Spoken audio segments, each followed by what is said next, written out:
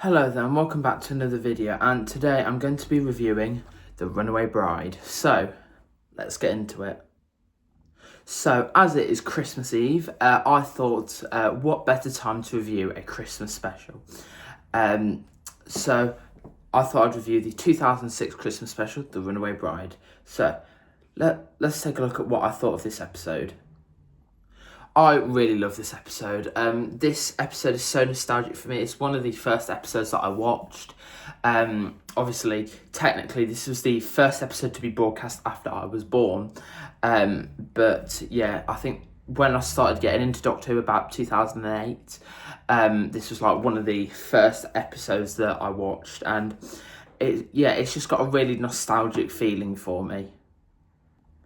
If I'd have to say a favourite bit of the episode, I'd probably say the part where Donna's been kidnapped by Santas and where Donna's been kidnapped by the Santas on the motorway, and the TARDIS just like comes down and like opens the doors, and you see like those children in the back, and they just sort of fly off afterwards. I think every sort of child who has watched Doctor Who has imagined going down the road and just see the TARDIS like spinning and like going down the motorway. I think Russell did that really well, and sort of like fulfilling every child's dream. Most people get into Doctor Who when they're children, and I'm no exception. And like I've imagined like either just walking around a corner and just seeing the TARDIS doors like slightly open, or just being in like school and hearing like that familiar like wheezing, groaning noise, and just running and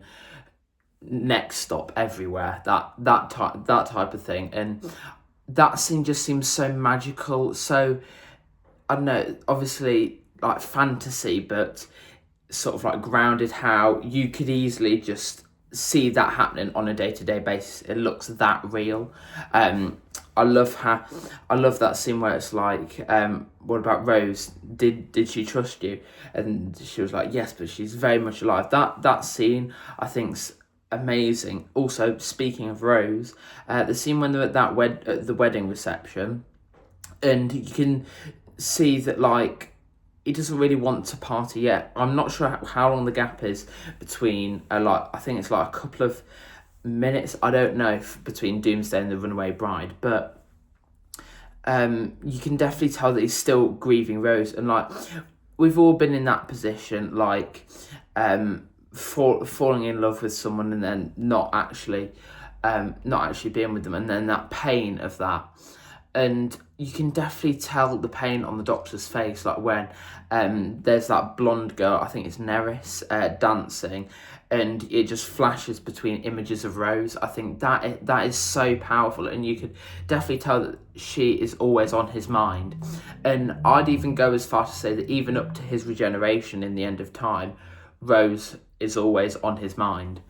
And yeah, I just think that's a really powerful moment, how even with all that's going on, with all like the chaos and stuff, he still thinks about Rose. And I think the way David Tennant does it, he didn't need to have any lines, but the way he sort of like just stared, like, I don't think there's many people, I can probably think of like 3 who like, you can tell just by their eyes what they're thinking. And he makes it like he's probably one of only 2 Doctors who are very human, but they're also a 900-year-old Time Lord.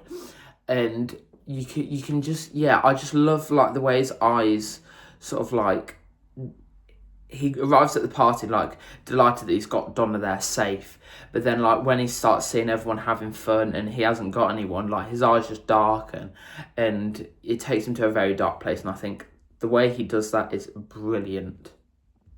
Now, my only nitpick for this episode is I feel like, obviously, it's not the fault of the production team because they didn't know Donna was coming back in Series 4. There was like another companion lined up. But they see Donna in Series 4 and Donna in the Runaway Bride seem really different characters. And I'd said that's the only thing that sort of really bugs me about it. Like, you can definitely see you can definitely see like sort of the harshness of Donna, but not really like the softer tones. And I feel like that's maybe what the Doctor did. Is sort of like she didn't really see the point in most things in life. She didn't like Christmas. She didn't see the wonder of the earth. She was just existing, not living. And the Doctor showed a better way of living her life. Like she said, even though she went only for a week, she went to Egypt. And I feel like since series 4, she's seen like the wonder, the mystery of the earth, and I think that was really good character development on Russell T Davies's part. Sort of like showing the evolution of how somebody could, even just meeting the Doctor once, affects their life. I think he does that well, especially with like characters like Harriet Jones. Yeah, I think they do that really well. Another highlight as well is the Rachnos. What like I saw the like David Tennant's video diary and the confidential episode for it. The sort of prosthetic makeup for it, even for what, late 2006. Like the way they did it, it looks amazing. Like obviously you can tell it's like somebody, it's like in a suit, but like the bottom half. But it's all practical effects, none of that CGI, and I just think that looks absolutely amazing on screen. Like the red mixed with the green of the green and the blue of the underground Torchwood part thing. I think it looks really, like the lighting especially looks really good, and especially you don't even see the Rachnos till what, 50 minutes into the episode, 45 minutes, and yeah, it looks amazing. And especially with that combined when like you have sort of like a wisp of like the Time Lord Victorious, where the Doctor's standing there like drowning the Rachnos children, and he's just standing there, and then Don goes, I think you should stop now. That shows sort of like how he doesn't value his life anymore ever since Rose. Like Rose was his life, and I think everyone can relate to that in some way. How like you love somebody, and then like they go from your life, or something happens and you just don't see life in the same way anymore. And that is such a powerful message, even though it's for children at 7:00 on Christmas Day.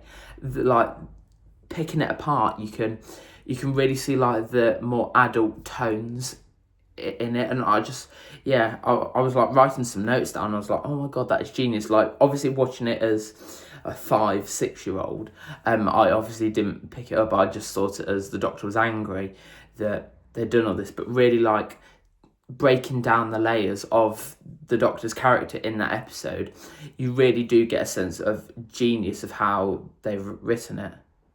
I do think this is a great Christmas special, and obviously it'd be hard to follow on from the Christmas Invasion, but I love this one. It is such a warm place in my heart, and this is definitely one of the ones I will be watching on Christmas Day.